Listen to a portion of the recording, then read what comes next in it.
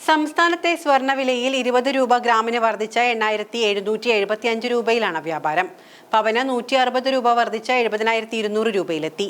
കനം കുറഞ്ഞ സ്വർണ്ണാഭരണങ്ങൾ നിർമ്മിക്കാൻ ഉപയോഗിക്കുന്ന 18 ക്യാരറ്റ് സ്വർണം ഗ്രാമിന് 7,200 രൂപയിലാണ് വില.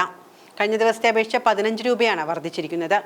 US ചൈന വ്യാപാര തർക്കങ്ങൾ പരിഹരിക്കുന്നതിനുള്ള ശ്രമങ്ങൾ ഫലം കാണുന്നില്ല എന്ന റിപ്പോർട്ടുകളും US ഡോളർ വിനിമയ നിരക്ക് ഇടിഞ്ഞുവെന്ന റിപ്പോർട്ടുകളും ആഗോള വിപണിയിൽ സ്വർണ്ണവില ഉയർത്തിയെന്നാണ് വിലയിരുത്തൽ.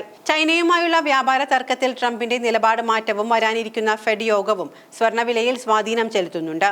തീരുവ തർക്കത്തിൽ സമവായം നീളുന്നതോടെ സുരക്ഷിത നിക്ഷേപ മാർഗമെന്ന നിലയിൽ കൂടുതൽ പേർ സ്വർണ്ണത്തിലേക്ക് മാറുകയാണ്. ലോകത്തിലെ ഏറ്റവും സുരക്ഷിതമായ നിക്ഷേപം ഏതെന്ന് ഓരോ രാജ്യത്തിന്റെയും കേന്ദ്ര ബാങ്കുകളോട് ചോദിച്ചാൽ ഒറ്റ ഉത്തരമേയുള്ളൂ: സ്വർണം.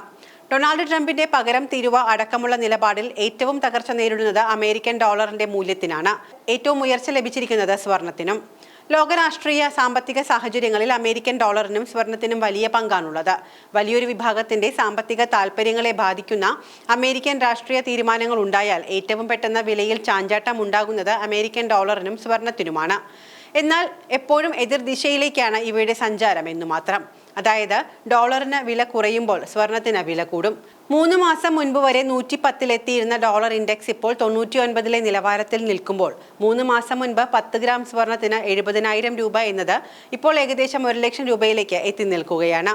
രാജ്യാന്തര സ്വർണ്ണവില 1 ട്രോയ് ഔൺസിന്, അതായത് 31.1 ഗ്രാം ഡോളറിലാണ് പറയുന്നത്. ഇതനുസരിച്ച് ഓരോ രാജ്യവും തങ്ങളുടെ കറൻസിയും ഡോളറുമായുള്ള വിനിമയ നിരക്ക് താരതമ്യം ചെയ്താണ് ഓരോ ദിവസത്തെയും സ്വർണത്തിന്റെ വില നിശ്ചയിക്കുന്നത്. അതോടൊപ്പം നികുതികൾ കൂടി ചേരുമ്പോൾ വില പിന്നെയും കൂടും.